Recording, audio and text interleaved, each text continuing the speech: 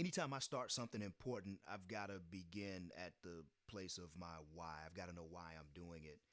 In this case, the important thing is this digital media, digital video archive, of which this will be the first video. And it's awkward. I'm sitting in front of a camera, I'm not talking to anybody, and this is not something that I'm extremely comfortable doing. And at the same time, I'm really compelled to do it. And the reason why, so like I said, I need to uh, tell my why here in this first video.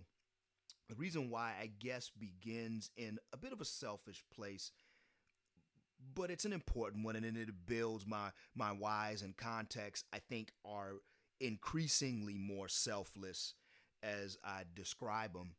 The first reason is, and I tell you, you really start to think about legacy uh, when your fiance is pregnant with twins, and so we're a few months away from their birth, and so yeah, I've really started to think about my legacy and the ability to take advantage of the fact that I can put digital bits of myself, you know, into the ether, and eventually maybe my future twins will want to take a look, and learn something about me.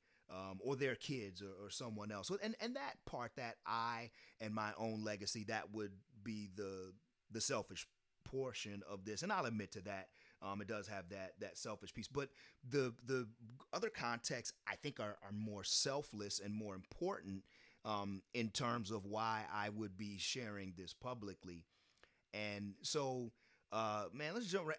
It's I am a critical race theorist in a time when the United States is pivoting. There's this fulcrum, there's an entire set of discourses and policies and engagements around critical race theory semantically, right? We're using the language, we're saying critical race theory, but it's about some of the bigger things that critical race theory addresses. And so it's an interesting time to be a critical race theorist. I didn't know, you know, 10 years ago, 15 years ago, when I first started studying this, that it would be this sort of flashpoint that I would be compelled in terms of thinking about my digital legacy and talking to my kids. I've always, me consider myself an activist, um, especially, as an educator as well.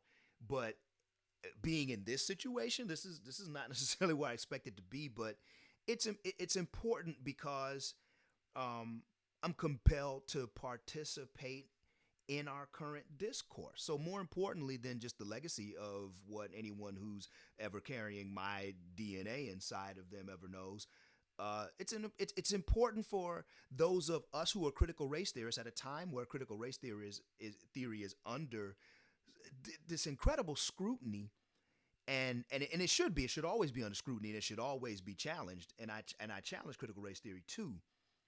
But to be at this time where it's under this incredible scrutiny, it's ironic because it's us, it's critical race theorists who use this analytical framework and are experts with it, who are needed the most in terms of our perspective. And so I'm contributing to that, I think, in terms of legacy as well. My mentor, and the most brilliant person I've ever met, Geneva Gay, in my doctoral program. Geneva said a lot of wonderful things to me and about me. All of them in love, 90% of them hilarious, especially those around me when she said them. But Geneva, told me she was the first one to explain like what this notion of a scholar is, and she said one of the things that you do is you contribute to the body of human knowledge, and so I am contributing to the body of human knowledge. I'm taking my expertise in doing that. I mentioned being an educator, and y'all will like learn pieces about me when I say y'all. I'm expecting this is kind of like a fishbowl discussion. Um, and you'll get a chance to see this guy who's a critical race theorist who is getting ready to have some kids, and just kind of taking a look at the world, and is a public scholar, and has some expertise here, right? You're going to get a chance to kind of just watch me engage, and hopefully engage with me as well. And another thing that Geneva said about me, is that I am a circuitous storyteller. Uh, and so as I start to talk about things, I will start, and my students, especially the ones in my college classes, undergrads in particular, they remember the times when I'll start talking about something like, what in the hell does that have to do with? Oh, he's gonna bring that up. Oh, that's what that had to do with. Okay, and so y'all will get used to that. How I take all these different contexts and pieces and then put them together. Just kind of way my mind works and my brain works. Um, so I won't talk too much more there. I guess the one other context I would add is just about legacy as well. Kind of where did I get this idea from? James Baldwin wrote "My Dungeon Shook" as letters to his nephew, and my Howard University contemporary Ta-Nehisi Coates wrote "Between the World and Me" to his son as this open letter to the world as they discuss a lot of things that critical race theory breaks down in terms of just what it is like to live race. In particular, as a black person in America, and that's what James Baldwin was telling his nephew James. It's what Ta-Nehisi Coates was telling his son Shamori, and then it's what I'm going to be saying to my twins. And I got you, mom, because my mom wants to know what the names of the babies are yet. I'm not telling you. You're going to find out later on, just like everybody else. But it's in that legacy. I'd say the difference is them writing as an open letter. It was definitely the audience was their nephew, their son.